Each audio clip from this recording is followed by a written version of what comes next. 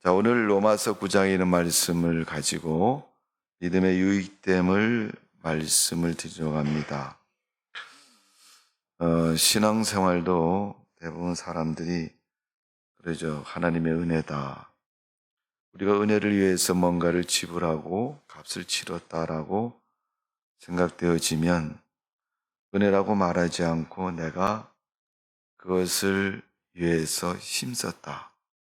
내가 뭔가를 했다. 내 노력과 수고 아니면 내가 그것을 받기에 합당한 일을 했다라고 스스로 인정할 것입니다. 그렇기 때문에 하나님의 은혜는 사람의 생각이나 사람의 능력이나 세상의 어떤 것으로 비교될 수 없습니다. 만일 비교되면 사람들은 하나님의 은혜를 어떤 방법을 취해서라도 가지려고 할 것입니다. 그것이 이제 교회 안에서 얻는 은혜가 아니고 교회 밖에서도 내가 하나님이 세상 가운데서 이렇게 귀한 것을 해주셨는데 그걸 내가 얻게 되었다. 내가 가지게 되었다라는 자기 공로와 자기 신앙에 빠질 겁니다. 수많은 사람들이 지금도 하나님의 은혜에 대해서 값없이 우리가 세상의 무엇과 비교할 수 없는 그런 은혜라고 말해 주지만은 그래도 자기 스스로의 자만의 믿음에 빠져서 자기 의를 나타내려고 열심을 다하고 있습니다. 올 여름 본문에도 그렇게 말씀하고 있잖아요. 이방인들, 이스라엘 백성이 아닌 다른 사람들이 의롭다 얻은 것은 뭘로 됐다고요? 믿음으로 되었다. 그들이 믿음으로 되었다. 그러나 이스라엘에게는 믿음보다 더 확실하고 분명한 법이 있다. 율법도 있고 계명도 있고 하나님이 택한 백성이라는 그러한 신앙도 있습니다. 그럼에도 그들은 하나님 앞에 의로움을 인정받지 못했다. 왜? 믿음이 없었기 때문에. 그러니까 여러분, 믿음이 만일 예를 들어서 돈처럼 액수를 갖게 된다든가 어떤 물건처럼 형체가 된다면 사람들이 어떤 방법을 통해서도 그걸 쟁취하려고 할 겁니다. 아니면 만들어낼 수도 있습니다. 그런데 하나님의 은혜는 그렇게 비교할 수 없는 거예요. 그래도 사람들은 자꾸만 자기 의에 빠지는 거예요. 내가 옳다는 거, 내가 믿었다는 거, 내가 하나님을 기쁘시게 했다는 거. 철저하게 개인 기준에 맞추어서 자기 생각에 착각 속에 빠져 사는 걸 볼 수 있습니다. 그래서 믿음에 대해서는 뭐가 유익되고 유익되지 않는다 이런 것을 사실은 논할 수 있는 문제는 아닙니다. 그래도 사람들은 너 이거 하면 좋아 그러면 하게 돼 있는. 아픈 사람하고 야 어디 가서 뭐 먹으면 낫는다더라. 병에 걸린 사람은요 그 소리밖에 안 들리는 거예요.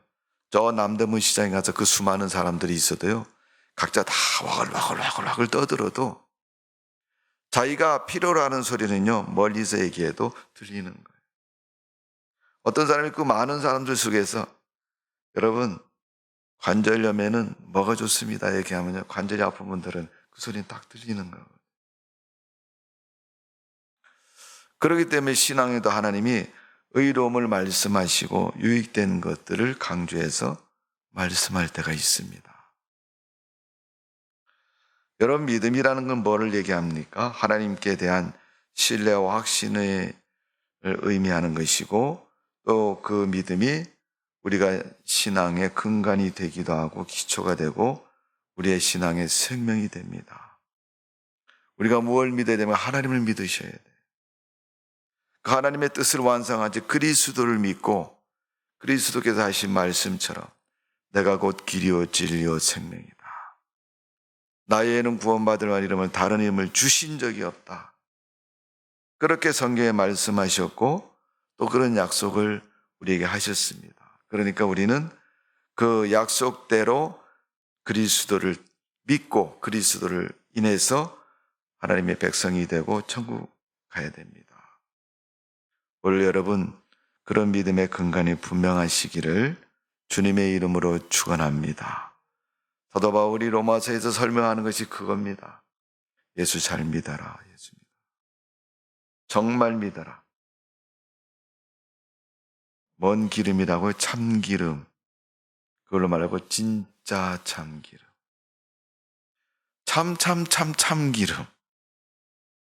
여러분, 참기름 그 이름만 해도 어떻게 해요? 기름 중에서 최고 좋은 진짜 기름이라는 뜻을 갖고 있잖아요. 그 이름 자체가. 그런데 그것도 부족해서 앞에다가 진짜 참기름. 예. 음식점도 그렇더라고요, 보니까. 저 신당동에 가면 떡볶이 집이 많이 있는데, 가보면 다 창문에다가, 간판에다가 자기네가 원조래, 원조. 원조 떡볶이. 예. 그래서 가만히 보면 이게 이렇게 많은 떡볶이 집 중에서 누가 진짜인지 모르겠다. 그래서 물어보면요, 나름대로 대답해 저 집이라고. 어떤 사람 또 딴 집이라고 얘기해. 어떤 사람은 딴 집이라고. 그래서 나 오늘 떡볶이 먹고 싶은데 어느 집에 가면 맛있을까? 그러면 자기가 안내를 합니다. 그거는 분명히 경험이 있어서. 그리고 또 하나 중요한 거는 그 집 떡볶이가 자기 입맛에 잘 맞으니까 그 집이 진짜라고 원조라고 스스로 인정을 하는 거예요. 여러분, 신앙의 다양성, 다양화는 마치 우리의 신앙의 모습이 그런 형체처럼 분류한다면 갖가지 모양으로 나타내 있습니다. 그러나 그것의 근본적인 분은 누구예요? 그리스도이십니다. 사람들이 그리스도를 믿음의 경험을 할 때 보면 어떤 사람은 정적인 경험, 어떤 사람은 지적인 경험, 어떤 사람은 삶적인 경험을 통해서 하나님을 경험하고 믿음의 역사를 경험합니다. 그러니까 자기가 경험한 걸 설명을 하는 거예요. 믿음은 이런 것이야. 이건 이런 것이다.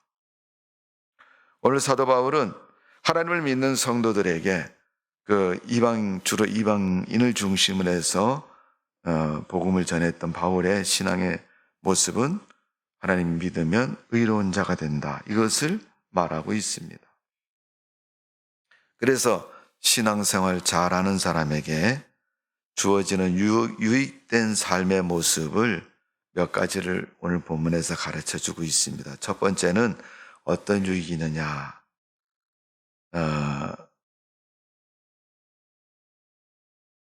믿음 생활을 잘하면 율법으로도 이루지 못한 의롭다함을 이루게 된다. 의롭다함을 이뤘다는 것은 하나님 앞에 인정받는다, 이런 얘기예요. 믿음 때문에 율법을 범한 이스라엘 백성들, 율법을 잘 지키면 의로운 사람으로 인정받는다는 신앙을 가지고 열심을 다해서 율법을 지킨 이스라엘 백성들. 그런데 실상은 그들이 인정받지 못했음을 말하고 있습니다. 자, 오늘 우리가 로마서 9장을 읽었는데 10장의 이야기는 지금 유대인들이 율법 때문에 의롭지 못함을 인정받지 못한 이유들을 10장에서는 설명을 하고 있어요. 여러분 집에 돌아가셔서 10장을 가만히 정독으로 천천히 읽어보세요. 하나님의 택함을 받고 하나님의 은혜를 입은 이스라엘, 그 이스라엘이 왜 하나님 앞에서 의롭다 인정을 받지 못했느냐?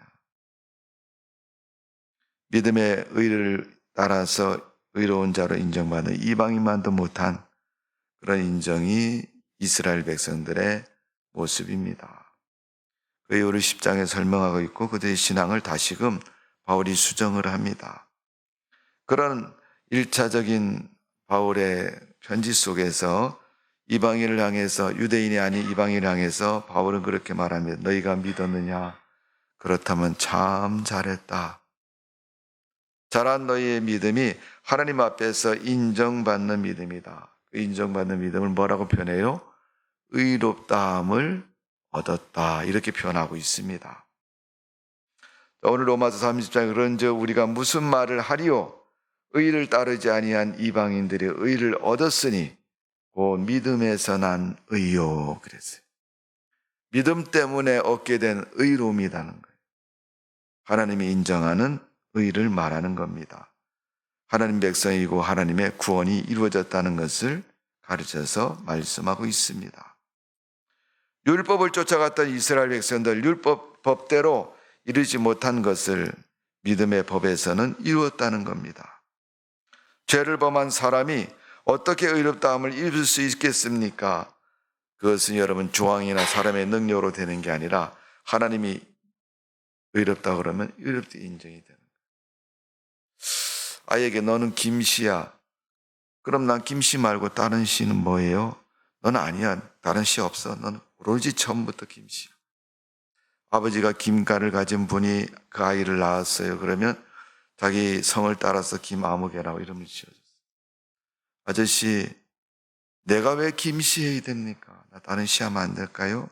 안 돼. 여러분 그 이유를 잘 설명할 수 있나요?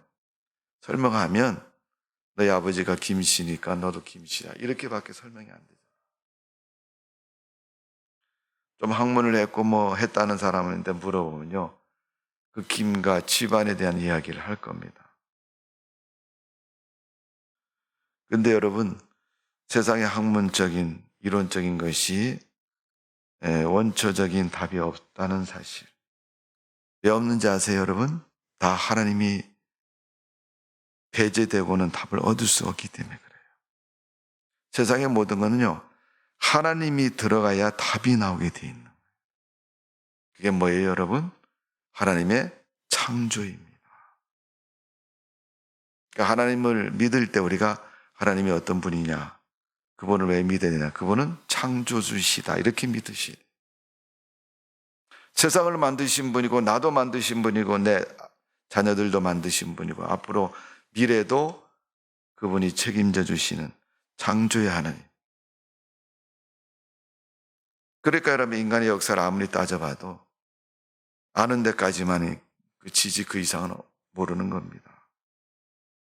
이스라엘 백성들이 아무리 역사적인 걸 따지고 뭐 해도 죄를 범한 인간이고 그 죄 범한 것 때문에 의로운 것이 될 수가 없습니다.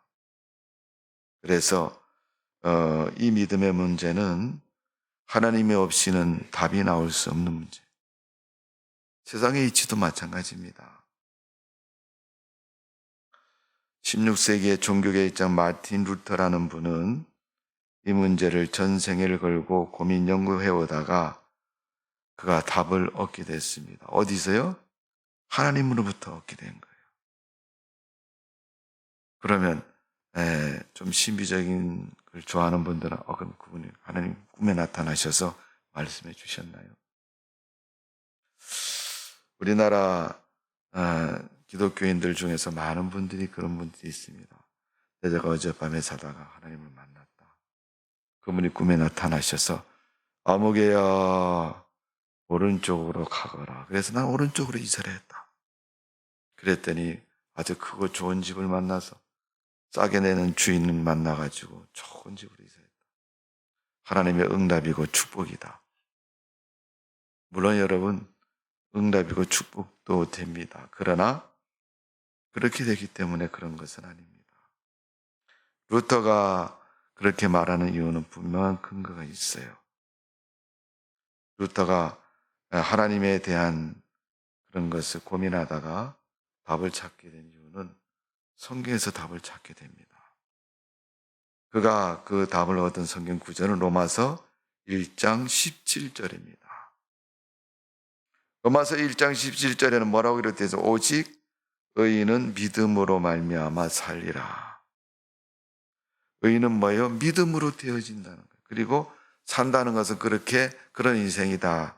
그 의로운 인생을 살게 된다는 걸 말하고 있는 거예요. 구원받은 인생, 하나님 백성으로서의 인생, 성도로서의 인생, 주의 자녀로서의 인생을 살게 된다. 그것은 뭐예요? 의인으로서의 인생인데 그 의인은 믿음 때문에 되어진다. 그런 로마서 1장 17절 이 말씀을 묻고 가슴에 큰 도전을 갖게 됩니다. 얼마나 가슴을 치고 눈물을 많이 흘렸는지 그는 인격과 모든 삶이 다 하나님을 향해서 수박과 덜기 같은 신앙 속에서 정말 진정으로 진실로 하나님에 대한 믿음으로 꽉 차게 넘치되었습니다. 그때부터 루터는 믿음으로 의로움을 받은 확신 가지고 하나님께 기쁨으로 살게 되었습니다. 오늘 본문 로마서 9장 30절에 오면 이스라엘은 율법으로 의롭다함을 심을 입어보려고 온갖 노력을 다하고 애써봤지만은 결국 이스라엘은 율법으로 의를 이룰 수 없었다고 기록하고 있습니다. 의를 쫓지 아니한 이방인들이 도리어 의를 입게 되었다고 말합니다. 그 답이 뭐라 그래요? 믿음 때문에. 여러분, 우리가 성도된 것도 믿음 때문이고 교회 나오는 것도 믿음 때문이고 하나님의 거룩한 은혜 때문에 그렇지 않습니까? 사람과 사람 사이는 뭐예요? 네, 어떤 분의 정 때문이라고 말한 분이 있어요. 여러분.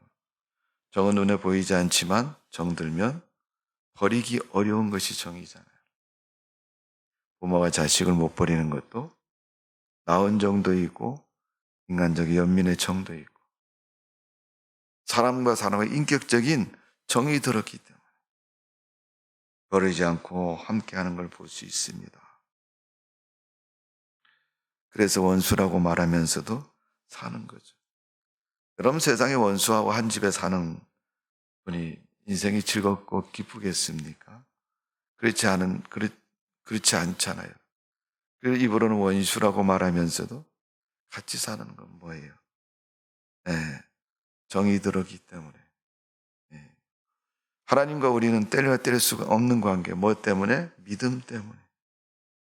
믿음으로 인해서 우리에게 주어진 의도, 하나님의 축복도, 구원도, 은혜도 다 거기에 속해 있는. 오늘도 하나님의 의로 살아가는 여러분 되시고 하나님의 의가 충만하기를 주님의 이름으로 축원합니다. 그래서 믿음 때문에 의로움을 인정받는 굉장히 중요한 얘기입니다. 이사야 53장 5절에 보면 그가 찔림은 우리의 허물이 인함이요 그가 상함은 죄악을 인함이라. 그가 징계를 받음으로 우리가 평화를 누리고 그가 채찍에 맞음으로 우리가 나음을 잊게 되었도다. 우리가 여러분 고난과 관련해서 가장 많이 보는 성경 중에 한 부분이죠. 그가 찔림은 예수님이 찔림은 우리의 허물 때문이다. 죄악 때문이고 잘못 때문이다. 내가 찔림을 받아야 대가를 치료해야 할 그것을 그리스도께서 치유해 주셨다는 거예요. 지불해 주셨다는 겁니다.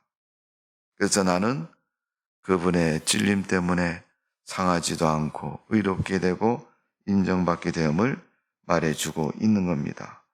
누구든지 예수 그리스도를 나의 구주로 영접하고 그 앞에 나와 우리 인간이 범한 죄를 위해 십자가에 못 박히신 예수 그리스도의 그 믿음과 죄를 자복하기만 하면 그 죄는 언제든지 사여지고 의롭다 하심을 얻게 되는 줄로 믿습니다. 예. 그래서 믿음과 우리 죄의 자복과는 같은 의미를 가지고 있어요. 같은 맥락을 갖고 있는 거예요.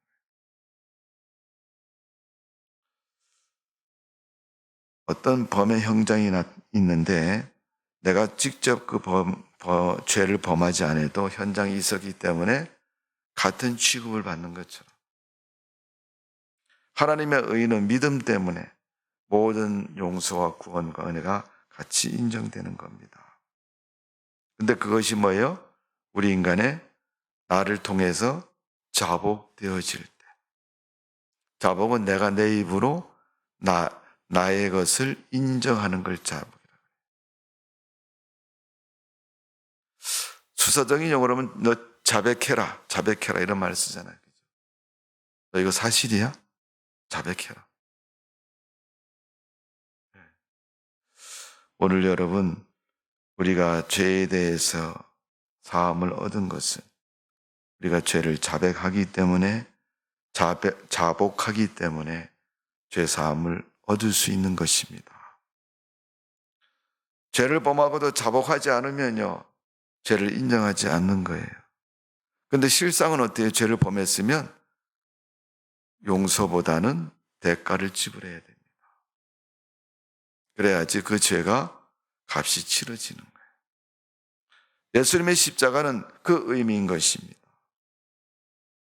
십자가를 통해서 죄를 대가를 지불해 주신 거예요. 두 번째는 의로운 믿음은 하나님의 자녀가 되는 권세를 얻게 된다. 여기서 여러분 요한복음 1장 12절에 한 말씀처럼 보면 영접하는 자고 그를 믿는 자에게는 하나님의 자녀가 되는 권세를 주셨으니, 여러분 권세라고 얘기했는데 이거는 우리 인간편에서 말하면 참 정확한 표현이죠. 권세. 우리 아버지가 왕이면 나는 왕은 아니에요. 그러나 왕의 그 권세가 내가 마음대로 사용할 수는 없지만 그 영향력을 받게 되는 거죠. 우리 아버님이 김씨면 내가 김씨인 것도 뭐예요? 그 권세에 해당되는 거거든요. 하나님의 자녀가 되면 하나님의 권세를 어떻게 해요? 내가 그 권세의 영향력을 갖게 되는 거거든요. 요한복음 1장 12절에 말한 것처럼 권세는 하나님의 자녀로서의 특권인 것입니다. 여기서 영접한다는 것은 헬라어로 말하면 데코마이라는 그런 단어를 사용하는데 받아들이고 자기 속에 깊이 소유한다, 그렇게 얘기합니다. 바울이 로마서에서 신비라는 말을 씁니다. 돌비라는 것은 돌로 비석처럼 만든 판을 돌비라고 얘기해요. 그럼 신비는 마음 심자를 씁니다. 사람의 마음. 가슴에 새겼다, 마음에 새겼다, 이런 의미를 표현하기 위해서 신비라는 말을 씁니다. 바울이 예수님을 믿으면 내가 예수님을 받아들였고 소유했고 그 내 마음에 예수님에 대한 존재를 새겼다는 거예요. 깊이 인정했다는 겁니다. 그러니까 결코 여러분 신앙은, 믿음은 가벼운 일이 아닙니다. 대답으로 말로 한마디 네 이렇게 대답했지만요, 그 네 하는 순간이요 우리 가슴 속에서부터 절절히 나오는 그 인정이 되어져야 되는 것입니다. 그래서 우리 성결교회 헌법에는요 옛날엔 유아 세례라는 제도가 없었어요. 없는 이유는 신앙 고백이 안 되어진다는 거예요. 여러분 유아 세례의 근거는 예정론에 의해서 근거를 둡니다. 예정론은 이미 내 의중하고 상관없이 결정된 걸 말하는. 우리나라 결혼 풍습 중에 보면 양가가 뭐예요? 사돈하기로 약속을 했다. 혼사를 약속했다. 당신 아들하고 우리 딸하고 그 다음에 몇 살에 결혼시킵시다. 그 약속을 언제 했어요? 돌잔치 때 둘이 했다 그러면요. 그럼 언제 결혼을 시키죠? 우리 25살에 시킵시다. 얘네들 25살. 태어난 지 돌잔치 때 두 어른들이 약속을 했어요. 애들은 모르잖아요, 여러분. 그런데 너 빨리 시집 가라. 아, 싫어요. 나 안 가요. 너는 가기로 약속한 정원한 게 있어요. 정해진 게 있다는 거예요. 그래서 그런 정원법에 따라서 결혼하는 그런 관습이 있잖아요. 그것처럼 여러분 하나님의 자녀의 권세는 우리 믿음에 대해서는 그런 깊은 약속, 그런 깊은 관계가 형성이 된 겁니다. 그래서 예수 그리스도를 내 중심에 믿는다는 것, 권세를 의미하는 것이고 하나님의 자녀된 확신을 의미하는 겁니다. 예수 그리스도를 믿는 자에게는 하나님의 자녀되는 권세를 주셨다는 것은 하나님의 자녀가 되는 권리와 법적인 자격을 부여받았다는 얘기입니다.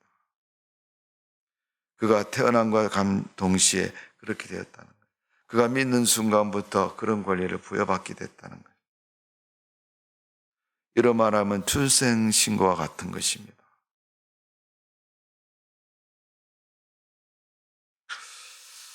여러분 출생신고가 쉬울까요? 사망신고가 쉬울까요?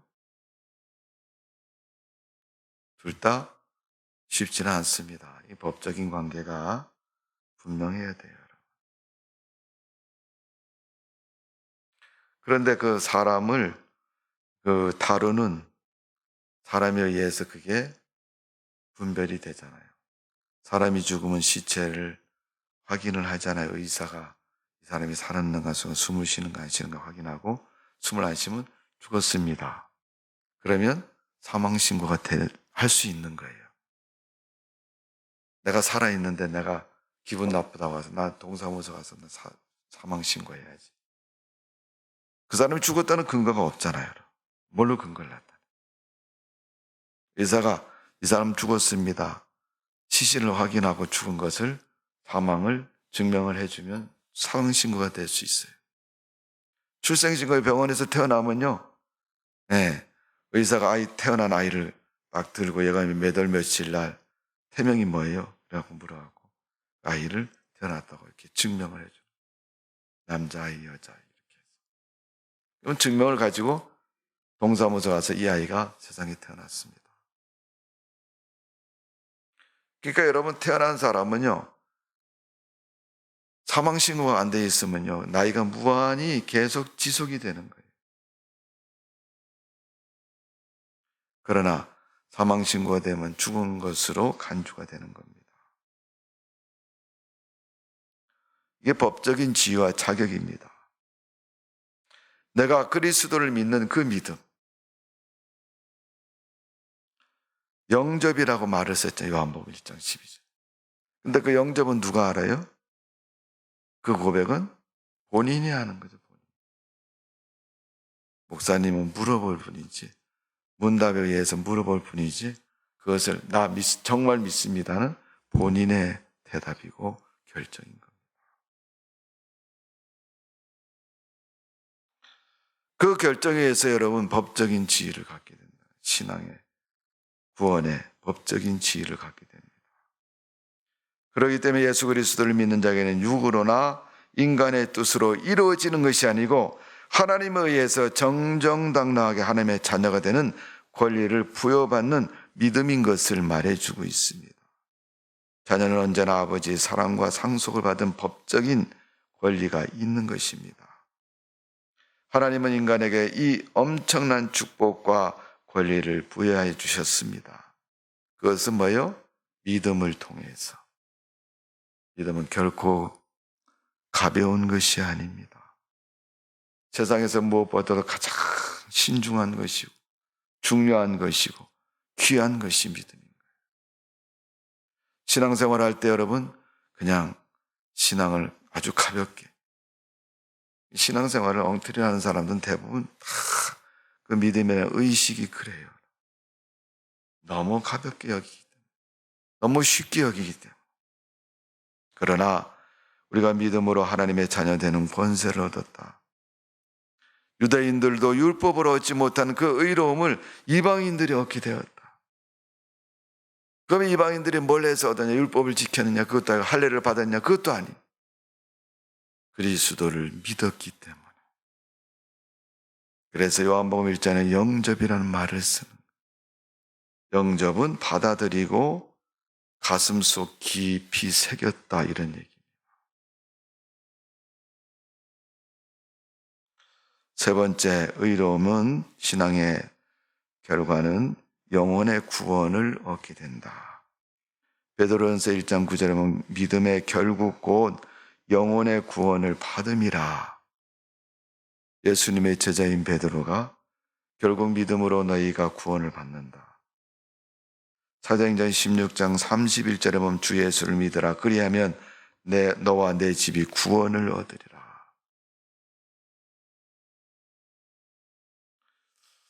여러분 간수장이가 옥문이 열려지고 하나님의 기이한 역사를 보고 놀라갖고 바울과 실라에게 묻잖아요. 여러분. 그때 바울이 그렇지 않습니까? 주 예수를 믿어라. 그러면 너와 내 집이 구원을 받으리라. 오늘 여러분의 믿음으로 구원의 축복이 넘치시기를 주님의 이름으로 축원합니다. 우리는 믿음의 목적을 분명히 알아야 됩니다. 우리는 기독교 단순히 철학적이고 종교적인 이론이 아닙니다. 기독교는 구원의 종교입니다. 기독교는 체험의 종교. 기독교는 여러분 부활의 종교입니다. 죽음으로 끝나는 게 아니에요. 다시금 살아나는 부활의 종교가 기독교예요. 예수를 믿는 믿음의 종교라는 거예요.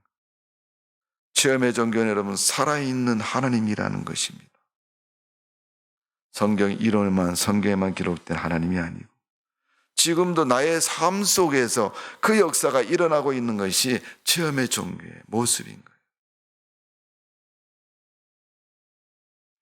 사도행전 읽다 보니까 사도행전 3장에 성전 미문에서 안전병이 뻘떡 일어나서 야, 저 사람 안전병이 아니냐? 어떻게 고쳤느냐? 본인은 알겠지요. 요한복음 2장의 가나의 혼인잔치에 포도주가 떨어졌는데 마리아가 예수님 종들에게 예수님 하시는 말씀 그대로 순종해라. 그래서 이 집에 뭐가 있는 돌 항아리가 있습니다. 예수님 물을 퍼다가 돌 항아리 채워라. 채웠더니 그때 다시 퍼서 저 연회장에 갖다 줘라. 그때 연회장에 있는 사람들이 그 포도주를 마시고 이렇게 맛있고 좋은 포도주를 어디다 두었다. 왜 이제 꺼내왔느냐. 그때 어떤 사람이 그런 얘기를 해요. 그 사람들이 1차를 하고 2차로 먹으니까 술이 채가지고 그 맛이 저 맛인지 몰라서 맛있다 그러는 거지. 예. 말장난이죠, 여러분. 신앙생활은 이런 말장난에 휘말리면 안 돼요. 체험의 종교는 그런 말장난하고 이게 여러분 말이 안 되는 거예요. 비교할 수도 없고 편성될 수도 없는 거예요. 근데 여러분 사람들이 자꾸 말장난하는 거예요. 왜 그래요? 신앙이 엉터리 될수록 여러분 말장난 점점 심해집니다. 여러분 마태복음 24장 20절에 말세에 대해서 예수님이 교훈하잖아요. 그리스도가 여기 있다 저기 있다. 이게 여러분 말장난입니다. 말장난. 네. 사람들의 구원은 하나님이 이루시고 하나님의 역사지 여러분 어떻게 사람이 여기에 구원이 있고 저기에 구원이 있고 말할 수 있겠어요. 그런데 중요한 거는 그 가나의 혼인잔치에 물이 변화에 포도주 된 것을 누가 알아요? 종들은 알고 있거든요. 과정을 다 그들이 물을 채웠고 퍼다가 줬으니까 그들은 이게 어떻게 된 과정을 아는 거예요. 이게 처음의 종교이고 살아있는 하나님을 믿는 신앙인 겁니다. 오늘 그 하나님이 여러분 삶 속에서도 여러분의 모든 삶을 주관하시고 역사해 주시었어요. 그 역사를 이루는 하나님이 되시는 줄로 믿습니다. 그래서 믿음으로 우리가 구원을 영혼의 구원을 받게 된다는 것을 성경은 가르쳐주고 있습니다. 율법으로 하면 유대인들밖에 구원을 못 받습니다. 그러나 이방인들이 구원받는 것은 율법이 아니라 믿음으로 구원을 받는다는 거예요. 네 번째로 믿음의 요익은 부끄러움을 당하지 않는다. 어떻게 보면 면죄부를 얻게 된다는 의미와 비슷합니다. 여러분 15세기에 중세 교회들이 타락했을 때 여러분 구교회에서는 면죄부를 받았어요. 구교라고 얘기하는 카톨릭을 얘기하면 또 말거리가 되거든요. 지금 카톨릭이 존재하잖아요. 천주교. 네, 천주교는 구교의 전통적인 걸 많이 강조를 합니다. 우리가 여러분 교회에서 1년에 성만찬을 하잖아요. 그 성만찬의 의미를 두 가지로 얘기합니다. 실질적인 것과 의미를 부여한 의미를 가지고 성만찬하는 우리 기독교인은 성만찬의 의미를 부여해서 성만찬을 합니다. 이 떡과 포도주는 그리스도의 살과 피를 의미합니다. 오늘 우리가 포도주와 떡을 먹지만은 예수님의 살과 피를 먹은 것 같습니다. 그런 의미를 부여해서. 그러면 카톨릭에서는 여러분 어떻게 해요? 그거는 의미가 아니고 실제로 예수님의 살이다. 이렇게 얘기를 하고.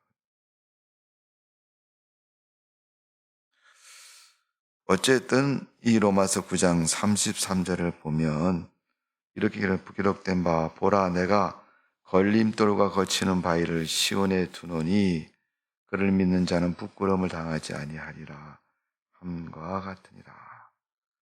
걸림돌과 거치는 바위를 시온에 두노니 시온은 이스라엘 종교적인 중심을 말하는 거예요. 그러니까 이스라엘 백성들이 가나안 땅에 들어가서 이 시온에 하나님의 궤를 두었고 나중에 솔로몬이 성전을 짓고 안치할 때까지는 이 시온에 하나님의 궤가 있었습니다. 그곳에 하나님의 거치는 돌과 걸림돌을 두었다. 걸림돌이라는 것은 율법을 의미하는 것이고 거치는 바위는 이방인을 말하는 거예요. 그러니까 유대인들은 율법을 강조하고 계명을 강조하잖아요. 원래 여러분 우리가 신앙생활하면 믿음으로 구원을 받는다. 정답입니다. 그러나 신앙을 신앙되게 유지하고 계속적으로 우리가 믿음 생활하는 데는 계명이 중요합니다. 그래서 십계명을 강조하는 거예요. 오늘 믿음의 소득 중에 부끄러움을 당치 않는다는 것은 무슨 의미입니까?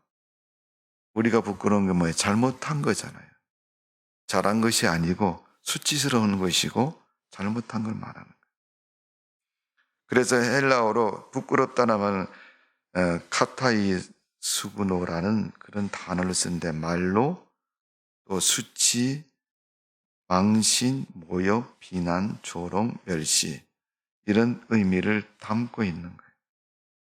뭘 하다가 잘못했다든가 또 망신스러운 일을 만들었다든가 또 누구에게 비난받고 모욕을 받고 조롱받을 일을 했다든가 또 내가 누구에게 멸시받을 그런 존재로 되어졌을 때를 의미하고 있는 겁니다. 이런 부끄러움을 당하지 않도록 해주신다.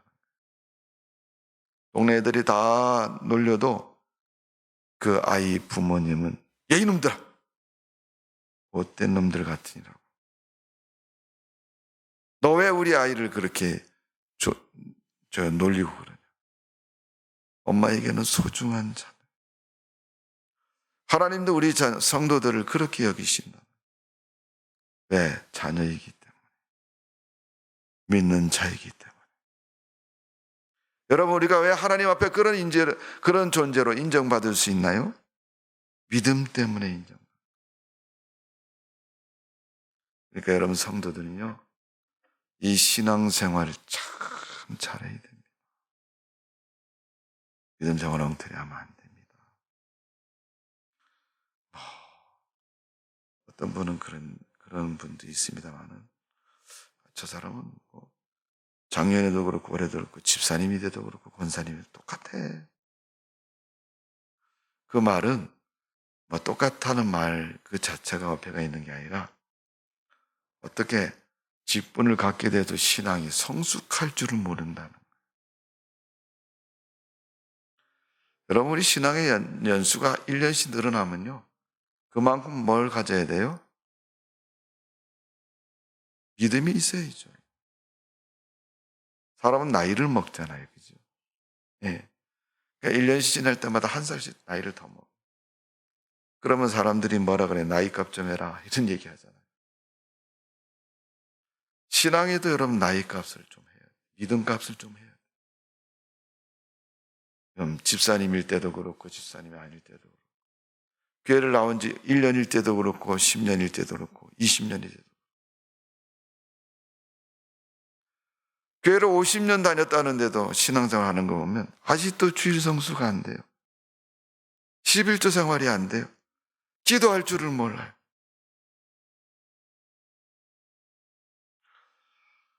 우리 교회도 여러분 기도시키면 아유 목사님 나 기도 못해요. 그런 분이 참 많았습니다. 그럼 제가 물어보죠. 교회 나온 지 몇 년 되셨는데 아직도 기도를 못합니까? 기도해서 칭찬받으려 하면 못하죠. 죽었다. 그렇잖아요. 그래서 잘하는 건 아닙니다. 오늘 우리가 부끄러움을 당치 않는다는 것은 내 허물과 잘못을 주님이 믿음 때문에 가려주기 때문에 그렇습니다. 무화과 나무이 마를 때 그 마른 잎 사이로 드러난 부끄러움과 수치를 하나님은 양을 잡아서 가죽 옷을 만들어 아담에게 입히셨습니다. 그래서 최초의 가죽 바지는 에덴 동산에부터 시작이 됐어요. 무슨 가죽이요? 양가죽 바지. 여러분 형편이 좀 되시면 올겨울에 춥기 전에 양가죽 가죽 바지 하나씩 사십시오. 따뜻하고 좋습니다. 하나님 부끄러움을 가려주셨다는. 예. 우리가 신앙생활 잘하면 하나님이 그 부끄러움도 다 면하게 해주신다. 사람들이 대부분 수치를 감추는 것은요, 드러나지 않으려고 감추는 거잖아요. 근데 대부분 감추는 것에는요, 거의 100% 자기가 행한 일이라는 것을 증명하는 거예요. 자기 안 했으면요, 누가 뭐라 그래도요, 감출 필요가 없어요. 변명할 필요도 없고요. 왜 나랑 상관이 없는데, 내가 행하지도 않았는데, 거기에 아주 신경을 바짝 쓰고 누가 내 허물과 내가 잘못한 걸 알고 있을까? 그냥 그것 때문에 스스로 스트레스를 받고 괜히 상대방을 공격하고 또 큰 소리를 내고 하는 이유가 자기가 범한 일이기 때문에. 나는 아무것도 안 했는데 누가 자꾸 그렇게 얘기하니까 괜히 신경 쓰이네. 신경 쓰이지 않죠. 신경 쓰이는 것은 관련이 있으니까 신경 쓰이는 거예요.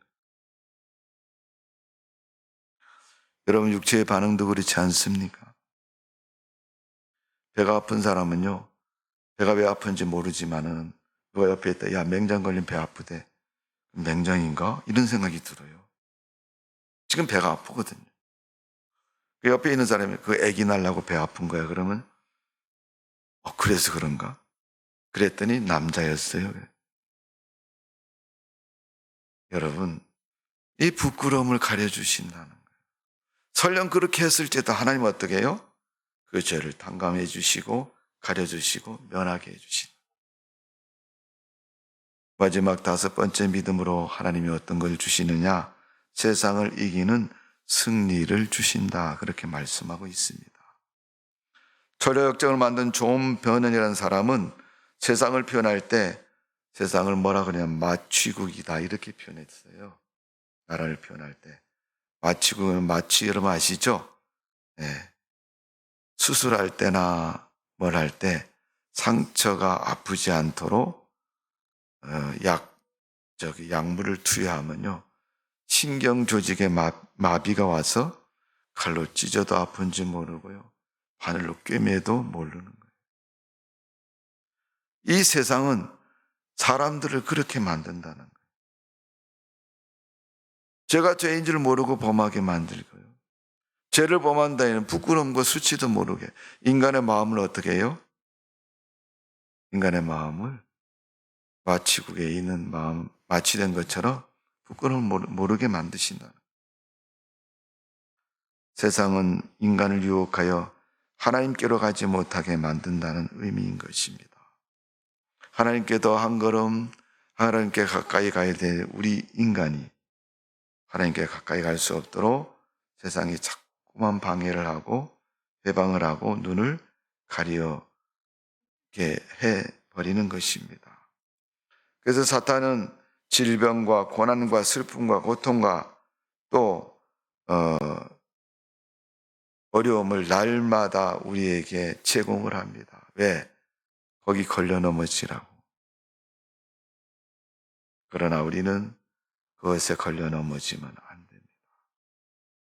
내 앞에 그것이 있을 때마다 하나님 피할 길을 주시나 고린도전서 13장에 있는 것은 내게 피할 길을 주신다고 말했잖아요. 요한일서 5장 4절에 보면 대저 하나님께로 난 자마다 세상을 이기니라. 세상을 이김은 이것이니 우리의 믿음이니라. 우리의 믿음 때문에 세상을 이긴다는 거예요. 왜? 세상을 이기는 하나님의 의가 있기 때문에. 하나님의 그 의로 말미암아 우리가 세상을 이기는 것입니다. 믿음은 믿는 자에게 구원을 가져오게 할 뿐 아니라 신유와 기적을 가져오게 하고 세상을 이기는 능력을 우리에게 부여해 주시는 겁니다. 성도 여러분, 믿음으로 세상 이기십시오. 넘어지지 마십시오. 쓰러지지 마십시오. 그 절망의 자리에서 벌떡 일어나시고 하나님의 주시는 성령의 감화 감동으로, 능력으로, 그 힘으로 이기는 성도의 삶이 되시기를 주님의 이름으로 축원합니다. 말씀을 정리해 보면 신앙생활 잘하게 되면 하나님이 5가지의 큰 유익된 삶을 허락해 주셨다. 첫 번째는 의롭다함을 인정받는 것이다. 하나님의 인정을 받고, 두 번째는 하나님의 자녀가 되고 영원히 구원을 받게 되고 부끄러움을 당치 아니하고 또 세상을 이기는 승리까지 허락해 주신다고 말씀하셨습니다. 오늘도 여러분의 믿음 속에 그런 승리의 삶을 마음껏 누리는 성도가 되시기를 주님의 이름으로 축복을 드립니다. 기도하겠습니다. 아버지 하나님, 하나님의 은혜와 사랑을 감사드립니다. 이방인들이 의로움을 얻었다고 했습니다. 저들은 믿음에서 난 의라고 말하고 있습니다. 하나님의 택함받은 유대인들은 부끄러웠습니다. 수치였습니다. 왜 저들은 택함을 얻은 백성임에도 불구하고 수치스럽다고 얘기합니까? 믿음에 의가 없기 때문에 그렇습니다.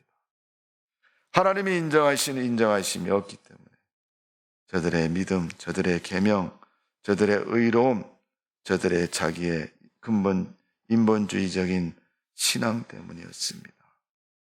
오늘 우리가 유대인들처럼 자기의 의에 넘어지지 않도록 도와주시고 하나님이 인정하신 의로 의로움을 인정받을 수 있도록 축복하여 주옵소서. 특별히 고난 주간에 우리가 고난을 통해서 단순히 힘들다, 어렵다, 고통스럽다라는 고백보다는 우리 예수님, 나를 위해서 지금 내가 겪고 있는 이 고난의 몇십 배 되는 고통과 아픔을 십자가에서 다 겪으시고 당하셨다는 사실을 새롭게 인식하고 감사하는 믿음 되게 하여 주옵소서. 하루라도 금식하며 고난에 동참할 수 있는 믿음 되게 주옵소서. 예수님의 이름으로 기도하옵나이다. 아멘.